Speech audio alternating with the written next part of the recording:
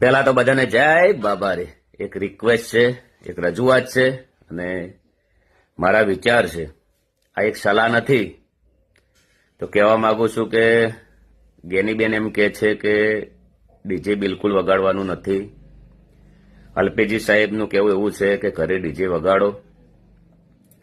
તો કોઈને નાત બહાર કાઢવા જવા માટે મિટિંગ કરવાની જરૂર નથી. કોઈના કંડડ લેવા જવાની જરૂર નથી.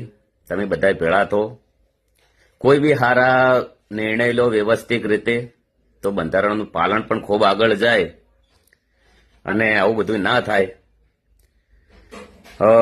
ચંડીસરમાં પણ લાઈવ પ્રોગ્રામ થયો છે, તમને બધાને ખબર જ છે.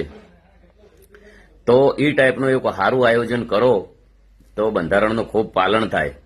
અને ન્યાયની વાત કરીએ તો એક મોટું ષડયંત્ર રમણું છે મારા પાસે અત્યારે બી કહું છું. અમારા ગામમાં પણ